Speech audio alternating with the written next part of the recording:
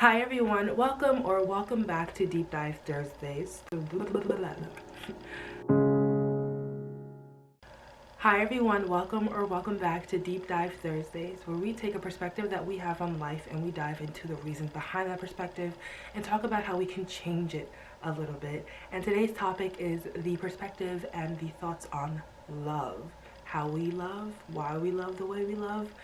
And to be honest, I'll be talking about some of my experiences with love, whether that be with an abusive partner or maybe not so good friendships or other connections that I've had. And so I think this talk is going to be a little bit heavy, but I think it's also beneficial because one thing about healing is if you don't bring it to the light, it'll eat you up from the dark side. I want to start this topic off by talking about one story that I learned when I was younger, when I was going to church, and it was about medieval times where this king, Roman Emperor Frederick II, he wanted to do an experiment to figure out the original language of children, and to do so, he wanted nurses to care, feed, and bathe the children, but never talk to them and never play with them. This experiment didn't end well because, well, the babies passed away, they died. And it showed that we need that playfulness, we need that love and that genuine care and talking to survive, even as babies. Really dark, right? I told you it's going to be a little bit heavy, but it's just an intense outcome of intense lack of what we need to survive. The good news is, it's also intense that if we get it, we thrive. How we love and why we love the way we love can be traced back to our childhood and how our caregivers or adults who took care of us, our parents, loved us or didn't love us. It's something that that needs to be talked about a little bit more. So we're going to do that here. The ways, whether healthy or not, of how we are loved and how we show love can show up in the patterns of relationship and connections that we have from when we're little to when we're older. If we don't address them, they'll show up even more when we're older. I want to start by talking about the experience I had with an abusive partner. And I say partner or I guess abusive relationship because there was no title of boyfriend or girlfriend. It was just a person that I truly cared for and truly loved, but didn't really reciprocate that. This person pushed me into walls often, would kick me, or would just say nasty things to me. There's a lot of emotional, physical, and mental abuse with this person, and I want to give an example of one of the more profound events of abuse. I was around 17 years old. I was at Hot Topic with a friend. I know, right? Hot Topic. In Hot Topic, I saw that they had sex toys there. And I decided that at 17 I wanted to buy one and experiment with it, and I bought it. And then I told this person because, you know, we weren't in a relationship, but we were close. We had benefits to our relationship. And so I told this person about my purchase, and it didn't bode so well. They started calling me nasty names, like, you nasty, you're disgusting, I can't even talk to you, how dare you. And I was sitting there like, okay, weird reaction to this event, but okay. And he just stopped talking to me. There were other times he would not talk to me for weeks or days, and I would just have to wait till he decides to talk to me. But this time, I saw that he was angry, like angry. So I decided to go over to his house, or his parents' house, where he lived, and talk to him. And I went to go to the attic to talk to him while he was playing video games. And I was like, can you look at me? Can you talk to me? And he just wouldn't look at me or talk to me. And not to go super into each and every moment of it, but it ended up with me like in his face, trying to get him to talk to me, and to him kicking me. I would say nudging me with his feet, but he was literally kicking me away. And I was like, can you please talk to me? Can you tell me why you're so angry about this? And it turned from kicking to me being on the floor and him standing on my head and me just taking it. I just took it, and I'm just trying to figure out, like, why is this happening? So eventually he got off my head, went downstairs to his room, and I sat there and I started crying and bawling my eyes out because essentially I didn't know what was happening, and there was no communication, there was no talking, there was just abuse. And I went to his room and I looked at him while crying. I was like, can you talk to me? Can you just let me know what's wrong, and then from wanting the communication, just purely apologizing. I'm like, well, you know what, you're right, I did something bad, I did something wrong, I'm sorry, please forgive me, I'm sorry, I didn't mean it, please forgive me, I'm sorry. And I'm just there bawling my eyes out and crying after this physical abuse, and just in here bawling my eyes out, apologizing for something that we can all assume that is not worth apologizing for. But I was doing that, and at some point he was just staring at me. He was just looking at me while I cried and begged for forgiveness with no remorse on his face. And nothing, just not even talking to me, just watching me cry. And to this day, I can't, I don't know why someone would ever tell somebody they love them and be able to watch them in that state of just pain. And so we resolved the issue. A lot more happened, but we resolved the issue. The next day, he still wouldn't talk to me. He's like, I can't look at you. I'm sorry, you're just nasty. I was like, oh, what? But that was when I was 17. I'm 26 now. Looking back, being in therapy and analyzing the relationships that I have and pinpointing patterns in relationships, I had to look back on that event, and I had to feel it all over again, and I had to look at it. And looking back, I realized it wasn't a 17-year-old girl trying to apologize for a mistake that she did that ended up hurting someone. It was a little girl crying for someone to not be mad at her, crying for someone to see her as a good person, to accept her apology, to see her as, to love her, to choose her, and to not leave because she made a mistake. And though relationships from that point on weren't physically abusive, I was still that little girl going into friendships or connections, or even trying to go into romantic relationships, looking at them like, don't be mad at me if I make a mistake. If I made a mistake, I would apologize out the ass for it. I didn't want to be seen as a bad person. So looking back, I traced that back to being little and trying to be a good person all the time. I grew up with one sister. I had other siblings, but, you know, they weren't with us. And I was a good kid. I was a really good kid. However, me being good and me doing all the right things as a kid never really got me the love or attention that I desired as a child.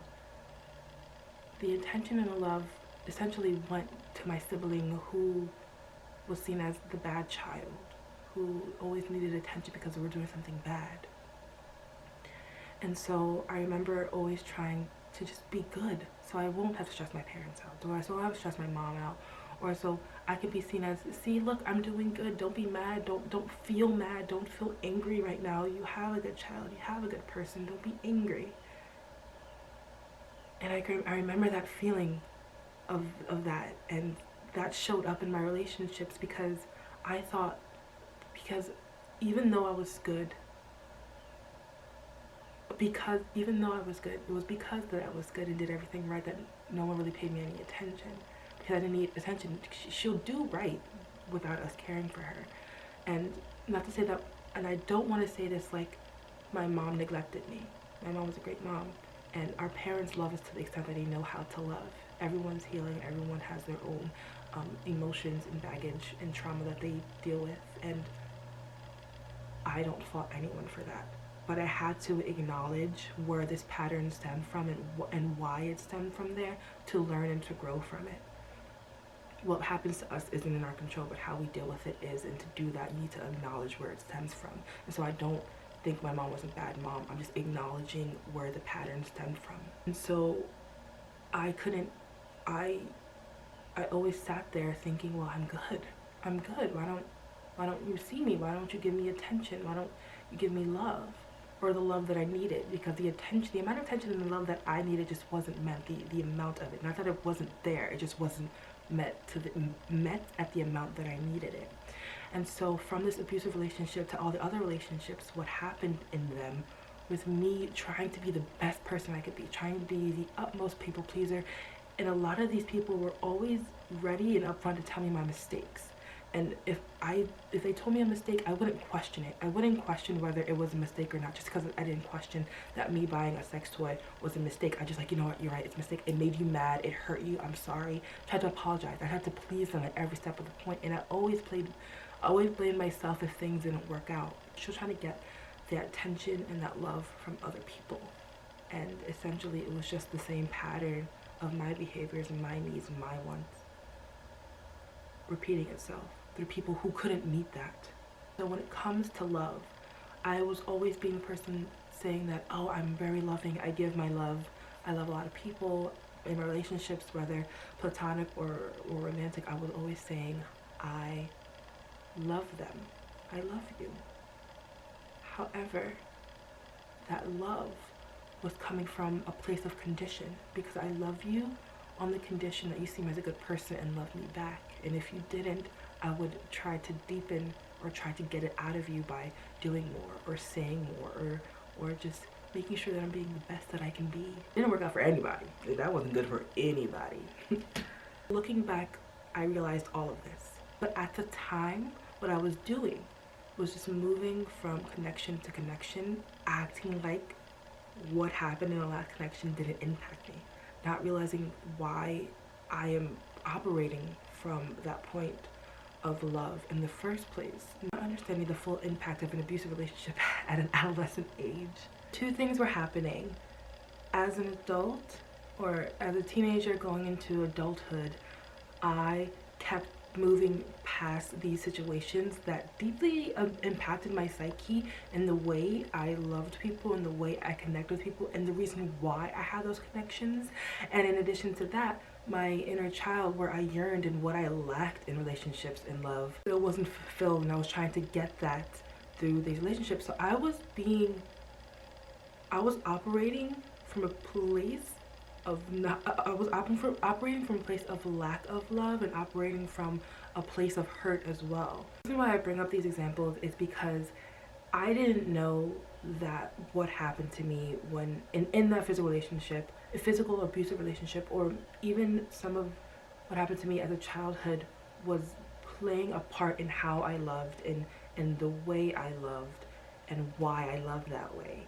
And I was never addressing it. I just kept trying to move on from it, and I was operating from a place of lack, but I wasn't aware of it. And I think that's the case with a lot of people, because not a lot of people take a step back to question where their feelings are coming from, where their operating systems are coming from. How do we reprogram our operating system when it comes to love? I believe the first part in doing this is admitting hurt, admitting heartbreak. With me and the patterns that I've realized in my relationships or failed friendships, I just kept moving on without addressing some of the pain points in those relationships, some of the points that actually hurt me. I was hurt, I was heartbroken, I was betrayed, and I was physically hurt as well. And instead of sitting there and kind of, you know, parenting myself and addressing that hurt and coaxing myself into like a better way of feeling about it, I just moved on from that pain, never admitting that. And when we don't admit our pain or don't admit hurt, we just bury it. And we don't allow it to flow. We don't allow that emotion to flow through us, and we hold on to it and turn it into resentment and bitterness. In my case, it didn't turn into resentment and bitterness to the outside, where it turned into a desperate plea of, okay, will you love me? Moving on and saying, okay, well, you're gonna be the one to love me, right? You're gonna be the one to accept me and to actually not leave me, right? And that's what it turned into for me, unfortunately. So admitting hurt helps us feel those emotions and help us address them, and we don't bury them. We honor them. We admit that they happened. But it's hard, and another reason why it's so hard to admit that someone hurt us is it's because we would have to sit there and admit that we gave them power to hurt us. We were vulnerable. We put ourselves out there and we got hurt. And it's kind of like saying, I allow this person to hurt me. What we do is turn cold. A lot of people my age, I'm 26, a lot of people my age or even older have this operating system of being cold-hearted, of treating people just the way they treat them. So if they're treating them like shit, I'll treat you like shit too. And we don't tell people that they hurt us because it makes us seem weak, makes us seem like sensitive, And that's not the case. People hurt people. You get hurt by people, and it's okay to admit that you were hurt. It's okay that you gave your power away and you were vulnerable in this sense, and this person may not have treated it the best. That's okay. It's okay to admit you have feelings and you have emotions. That's part one. Because if you can't admit that your heart is broken, and you can't admit that you're loving from a place of, darkness, then you can't heal, and the way you love and how you love will always be from a place of darkness or a place of unhealed emotions. That's one of the steps. Admit you're hurt. Another one is take accountability. In my case, it didn't turn into resentment and bitterness to the outside world.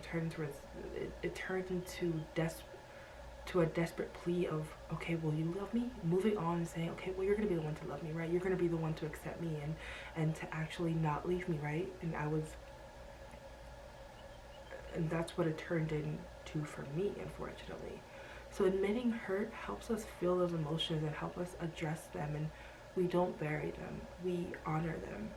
We admit that they happened. But it's hard, and another reason why it's so hard to admit that someone hurt us is it's because we would have to sit there and admit that we gave them power to hurt us. We were vulnerable. We put ourselves out there and we got hurt, and it's kind of like saying, I allow this person to hurt me, and I gave my power away so this person could hurt me. And so we don't admit what we feel. We don't admit that we hurt. What we do is turn cold. A lot of people my age, I'm 26, a lot of people my age or even older have this operating system of being cold-hearted, of treating people just the way they treat them. So if they're treating them like shit, I'll treat you like shit too.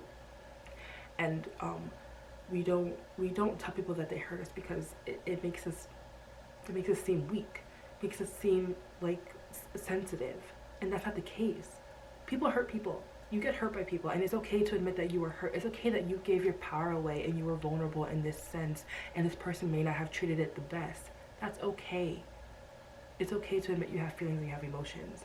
That's part one. Because if you can't admit that your heart is broken, and you can't admit that you're loving from a place of, darkness, then you can't heal, and the way you love and how you love will always be from a place of darkness or a place of unhealed emotions. That's one of the steps. Admit you're hurt. Another one is take accountability. Accountability in our relationships. Meaning we have to understand that it takes two people to make a relationship work. And if the other person isn't making it work, then it's time for it to end. But also, what could you have done better to make it a better relationship? And it goes again with admitting that you were operating from a place that wasn't serving you or that other person either. So to be a responsible human being when it comes to love, you have to account for your shortcomings when it comes to love too. For me, I can't just put the blame on other people for not reciprocating the love that I had.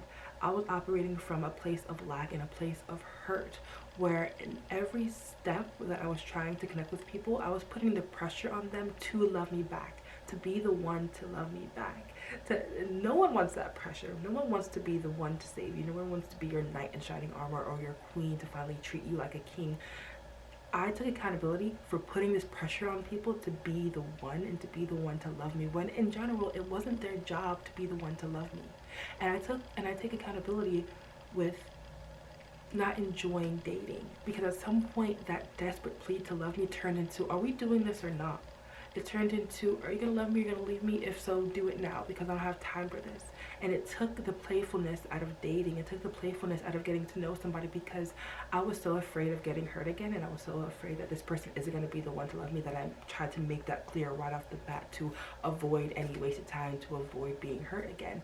But I didn't know I was doing this until I took a step back and felt through them. All this realization came years after the fact, even months after the fact, because I'm still realizing things now. So taking accountability for your part in love, basically. Another thing about reprogramming the way we love and why we love is addressing our beliefs behind love. It's easy when we get hurt from love to have a blanket statement about people who hurt us. If you were hurt, if you happened to be hurt by a man who was 6'1", and he was muscular, and he was this complexion, he did this, that, and the third, your psyche is saying this person who looks like this, who did this, is going to hurt me. So anyone who comes to your purview looks like that, it's like, they're gonna hurt me. So we have these blanket statements of, now short women, we have these blanket statements of people based on the one time we dealt with a person like this. And another blanket statement I'll put, because it hits it hits both genders, is men are all trash or women are all trash. Blanket statements based upon our experiences with only a few people in the world. There are millions of people in the world, but because you had experiences with a very micro group of people who just, it didn't end well, we have these blanket statements that describe the macro of the world. And these believe, like I say with all my videos, what you think becomes your reality. What you think is what you say. What you say becomes your reality. You think pink elephant, you'll see pink elephant. So if you're believing men are all trash, you will see that men are all trash through all the men that come through you, because that's all you're attracting. That's how you are viewing your reality. I no longer want to subscribe to the fact that men are all trash or that women are all trash. I can accept the fact that a lot of people are hurt and need healing, and in not admitting hurt and not trying to heal, we are hurting others. We are not putting our best foot forward when it comes to connection, when it comes to love, vulnerability, and just making the best out of relationships. I don't want to subscribe to that anymore, because essentially we're not trash, we're just hurt, and we require healing. So what are the belief systems that you have when it comes to love, and how does that impact in your relationships? It's very hard to always adjust your belief system and to work on your self-loving, and it's not your responsibility to get other people to do the same thing. So another way to reprogram a broken heart, or to reprogram your love operating system, is to not take things personally when someone can't love you the way you love, or someone doesn't see love the way you do, or operate from the same root of love that you do. Don't take it personally. Like I said, everyone's healing. Everyone's on their own journey. Going back to the example of that one profound moment of abuse, the guy when I was 17, I later found out that the reason why he thought I was so disgusting for buying a sex toy was because one girl one day said that her sex toy is better than him in bed. I took that whole experience as, I'm a horrible person. I'm a nasty person. And to be very honest, that moment changed how I operated from a sensual or sexual standpoint too, because although that's something freeing or experimental that like a lot of people do, I thought it was inherently bad because of how he portrayed it. But it wasn't about me. It wasn't about me. It was his insecurities that were showing. And I took it so personally that it made me feel like I was the bad person. So when it comes to the operating of love, you can't take how people treat you personally, because you have to see them as also healing. Lastly, it would be love yourself. As cliche as that shit is, I mean love yourself. I mean love the parts of you that you feel are unlovable. Throughout this whole journey in these relationships and healing from them, I realized that I beat myself up a lot. I internalized a lot of the hurt and made it about me, and made it that I was unlovable. By taking things personally, it wasn't about me, it was about them. However, it turned into me really hating myself. I hated that I was too emotional, or too sensitive, or too needy, or just too whatever. I was just too much. I couldn't love that about myself. I hid that about myself. I tried to be the cold-hearted person and not be an emotional person, but I'm a feeler. To the day I die, I'm gonna feel whatever the fuck I want to feel, and I'm gonna feel it deeply, because that's just who I am. Love the parts of you that you may have deemed unlovable by these experiences, because if you dive deep into the operating system, you'll find pieces of you that you've thrown to the side in the name of love. Love yourself enough to learn your faults, and it goes back to taking accountability. But loving yourself isn't just about the pretty parts of it. It's about loving the parts of you that you deem unlovable, but it's also loving yourself enough to stop the bullshit with yourself as well. Meaning, and I think this kind of wraps up all of the points. It's about loving yourself enough to accountability. Love yourself enough to admit that you're hurt and feel your emotions. Love yourself enough not to take things personally and let them go. It's a huge topic with many elements, and this video only touches upon a little bit of it, but I wanted to share it because I think it was important. Love or lack of love drives the world. If we are cognizant to our contribution of love and how to love in this world, it helps us become a more responsible human being, because we're not operating from a place of hurt and so we hurt others. And taking a step back and figuring out where you're operating from not only helps you dive deeper into the abundance of love that every human has within them, it helps you dive deeper and have that path flow with pure love without a broken heart. I think that's fucking beautiful.